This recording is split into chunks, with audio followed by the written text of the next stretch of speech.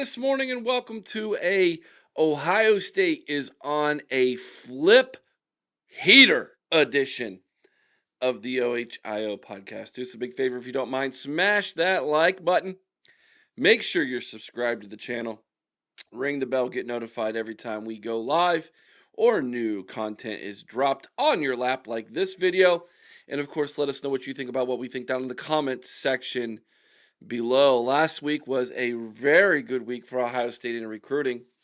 And if you were a member, and if you are a member of our Patreon channel, you saw this coming weeks ago. Buck Vader, our insider, let you all know through his communications with the Woody Hayes Athletic Center that there were some changes that have been made in recruiting, specifically when it comes to NIL dollars that were being allocated back to recruiting based on the fact that it's still the wild, wild west in recruiting, and that everything that the NCAA had tried to do as far as using NIL for recruiting has basically fallen by the wayside. And we went through a span of time when Ohio State was losing recruits left and right that they were in on because of that little technicality. And listen, when it comes to Ohio State, the athletic department, recruiting, the football program, it's not a speedboat.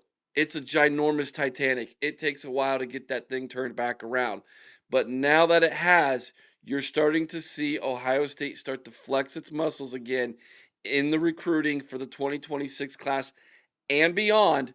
But we're going to specifically talk about the three recruits last week that flipped from their previous commitments to Ohio State.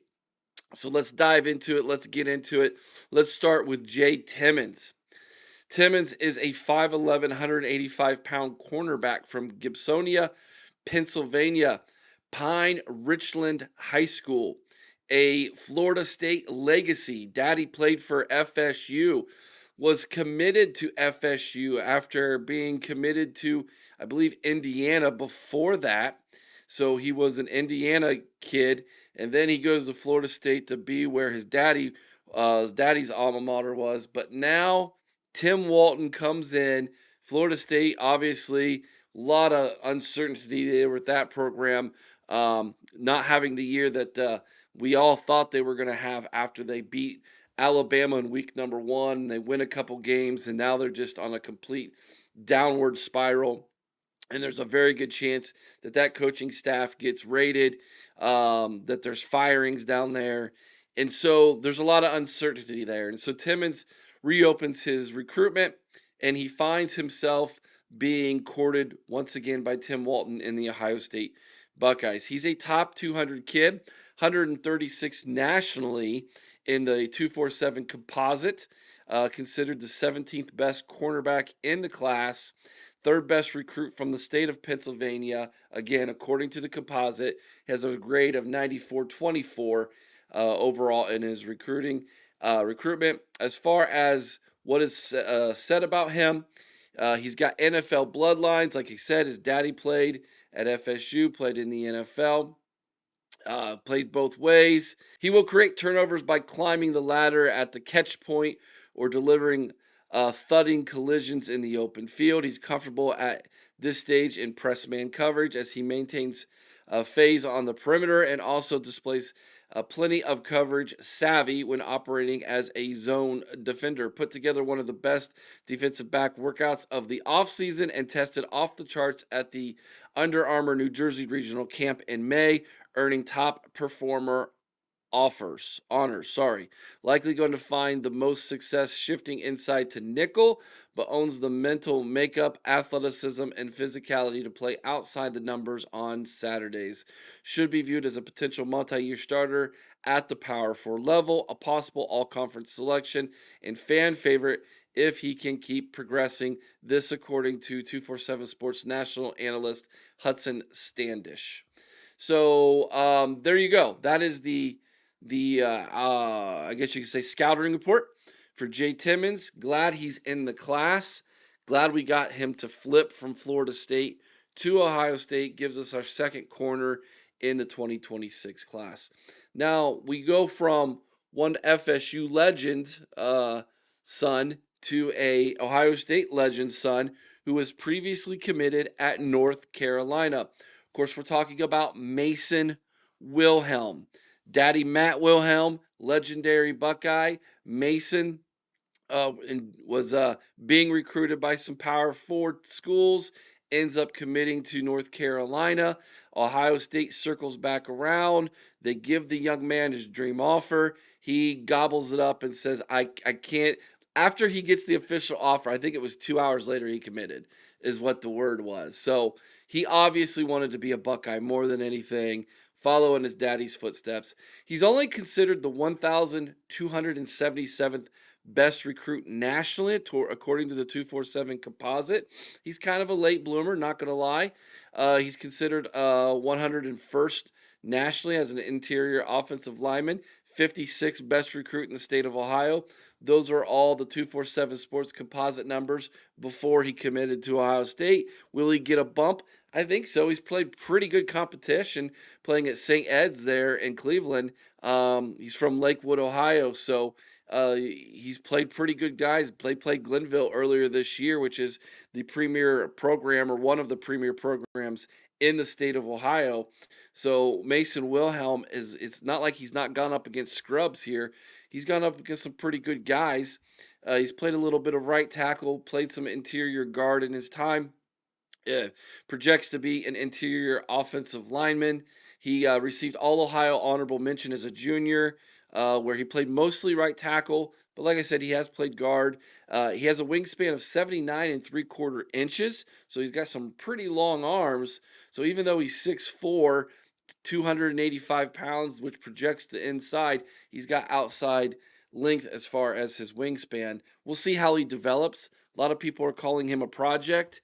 Um, sometimes, sometimes, sometimes these kids can surprise you too. I mean, he does have good bloodline. You got to admit that.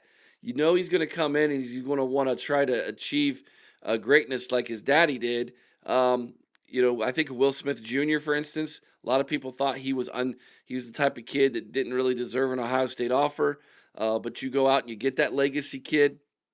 He comes in, he develops. He's a 4 or 5 year kid. He's developing, and now he's in the rotation in the interior, the defensive line for Ohio State this season, and is having a really, really good year.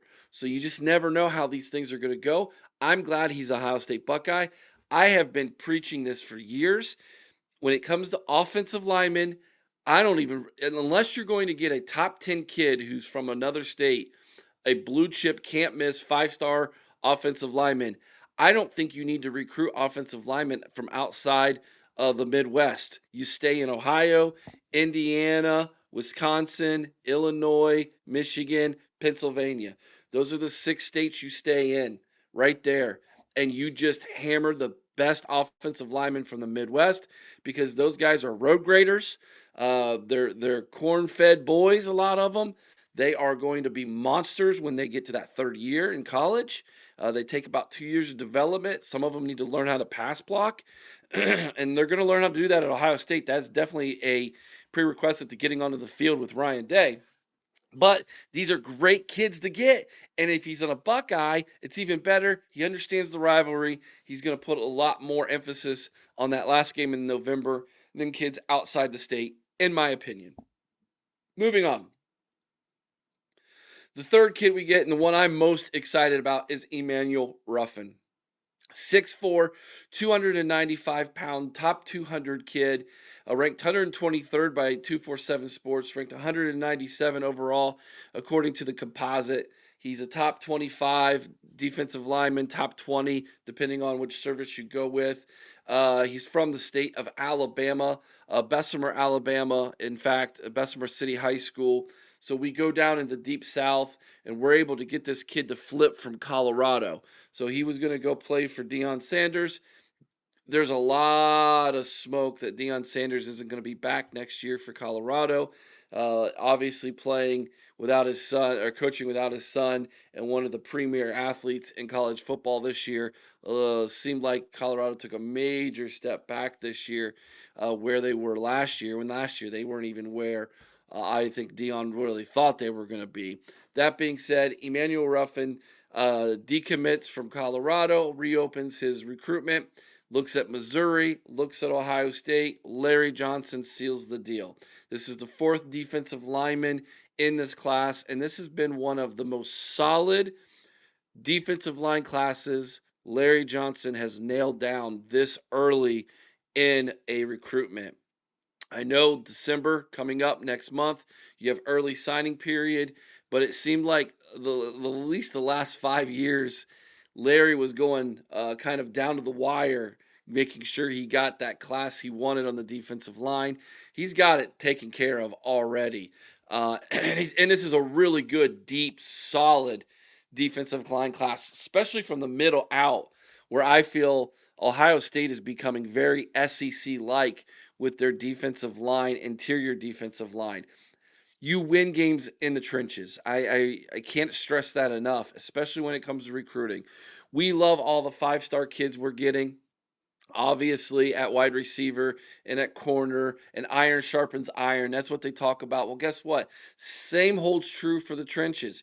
If you can get good offensive linemen, good defensive linemen, iron sharpens iron. You're going to make each other better. No doubt about it. As far as Emanuel Ruffin is concerned, scouting expert Andrew Irvins. These are his notes. Tall and powerful lineman that can be a building block up front as he can penetrate gaps and create traffic jams. Flashes rare agility and movement skills for someone that has been verified at just over 6'4", 295 pounds, and impressed with his change of direction efficiency during combine drills at an Under Armour camp in advance of senior season. Positioned primarily as a 5 technique and 3-4 look at the prep level, but should shift inside in college and could possibly settle in as a nose. Will disengage with his brawny upper body strength and will work to slide towards ball carriers that pick other run lanes. Displays desired effort for stretches and pursuit and has some unexpected range for a big man with his burst and quickness. Plenty of room to raise both the floor and ceiling in a college weight room, as he's a naturally high athlete with some tightness in the ankles. Rare body type in the class that will have a chance to make an impact at the Power 4 level after a developmental semester or two. That is his rundown of Emanuel Ruffin. Those are the three guys we flipped this week. Super excited for all three of those guys. And like we said weeks ago, again on Patreon, if you're not there, links below. Head over to Patreon, sign up. It only costs $5 a month. It is by far the best value you're going to get as an Ohio State fan for insider recruiting information on our message boards.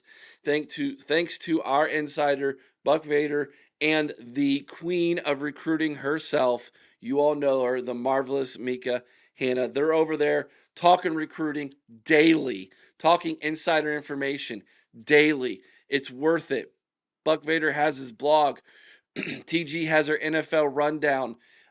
Chris has got What Drives Me Wild. I'm talking about Buckeyes over there. Extra content behind the paywall, only for you over on our Patreon. Only $5 a month to sign up and get all of that information. You will love it. I promise you. Best value you can get as a Buckeye fan. Link just below. Here is your Bible verse for Monday, November 10th from Habakkuk, chapter 2, verse 20. But the Lord is in his holy temple. Misprint there. Let all the earth keep silence before him. Have a great day, everybody. Enjoy your Monday. Let's go ahead and just crush this week, ladies and gentlemen. Ohio State preps for UCLA on Saturday. Call-in show tonight, 8 o'clock Eastern, right here on the OHIO podcast. Plus, we will have the Ryan Day press conference live for you tomorrow, 12 noon Eastern, right here on the OHIO podcast. You're not going to want to miss that. And Andy Groom is the special guest tomorrow night, 8 o'clock Eastern, live on the Buckeye Lounge with the Schrock Star and the Wolverine Slayer herself, TG. You're not going to want to miss that either. So make sure you ring the bell. Make sure you're subscribed to the channel. Let me know what you think about Ohio State's recruiting down in the comments section below. Have a great day, everybody.